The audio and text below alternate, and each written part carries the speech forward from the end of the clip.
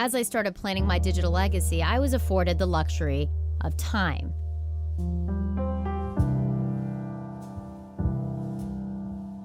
For Amy, there's a sense of urgency.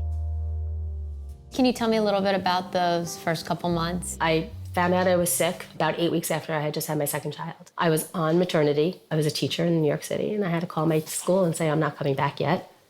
They were like, oh, what's going on? You know, and I'm like, I have cancer.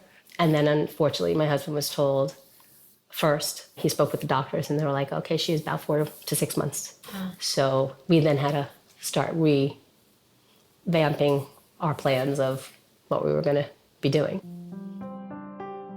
She's a teacher, a mother, and right now she's filming a video for her children through an organization called Through My Eyes. What kind of things are you saying in these videos? Just kind of like wishes for them for the future. Silly stories of me as a kid, what kind of babies they were, dates I had with my husband, like silly things. I guess I'm trying to just prepare them for the future when I can't be there. Trying to leave them a little bit of advice, let them know that I'll always be watching, that kind of stuff. She's taping this video so her daughters can remember her like this, healthy, happy. It's part of her digital legacy. Almost poetically, one day, her kids will download it from the cloud. The video is the biggest gift I've ever gotten, because it's a gift of myself to my children. I'm lucky. I'm lucky that I do know that I'm not well, I'm not gonna make it, because I have that option and I have that time now to prepare and leave this for my daughters. Other people don't. Can we just take a second, because of 4 to 6 months, and they said you had 4 to 6 months to live, and how many years ago was that? 3 years. Today is a special day. It's actually Amy's follow-up video. She taped her first 3 years ago. Through My Eyes is a nonprofit started by breast cancer survivor Carrie Rubenstein and photographer Robert Allen. The duo films legacy videos for people suffering from terminal illness, people who are actually facing death. What's the importance of having a digital legacy? What we say to them is, we always hope there's another chemotherapy, there's another treatment just up the road, but just in case, we're here for you. They're facing their illness and healthy, sick. We don't know how long we're going to be here, but there are going to be generations of people who are going to wish they knew who we were. Robert used to specialize in filming celebrity weddings, parties, happy occasions, but now the content is often much more sobering. What do you think, Robert's the biggest change now between you were photographing celebrity weddings and now you're doing something very different? I've personally recorded over 200 of these. I have never had anyone say, I wish I hadn't done this. It's a gift for me every time I do it. This is what I'm meant to do. This is where I'm supposed to be right now. I record important things. Sometimes they're happy and sometimes they're sad, but they're important.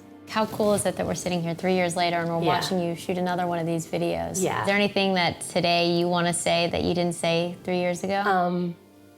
How amazed I am by my daughters. I hope they look back on it and kind of smile and know how much I love them and how I wish I'd be there for the time that I'm not, and how I tried to do my best to prepare. What's the hardest part of this? Knowing that they're gonna watch that video someday. Knowing that they're gonna have to sit down and watch it because I won't be here. So knowing that, I mean, it's the hardest thing, but it's also comforting. It's really comforting knowing that they're gonna have it, but it's also hard knowing that they're gonna have it. How do you want to be remembered? A good mom. I try to just be like, I'm a mom right now. I had to get my kids to kindergarten this week and my other kids in nursery school. I have a job to do. This is what I gotta, I have to stay strong so I can keep doing that job. I don't want to be remembered as, somebody who's just sick in bed. I want to be remembered for, pushing through. When you allow yourself to start thinking about death in the digital age, you begin to understand what a privilege life is.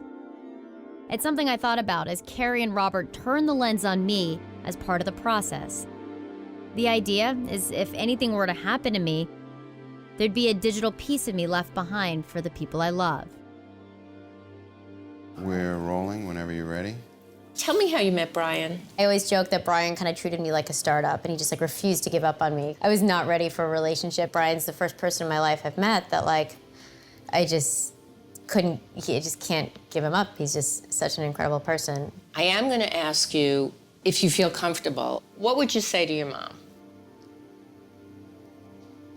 I would just say thank you for being so kind. I know that, like, you didn't have it, like, so easy when we were kids, but I've never met someone as kind and selfless as you.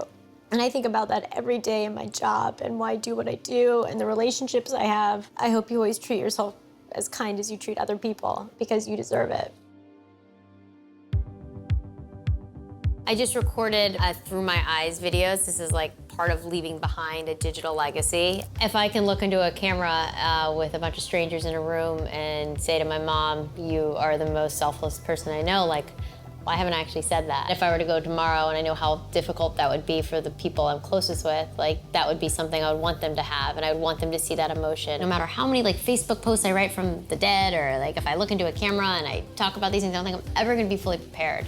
But I do think I love immensely the people around me, and if there's something I could do that would help with the mourning process, I would want to do that in a heartbeat.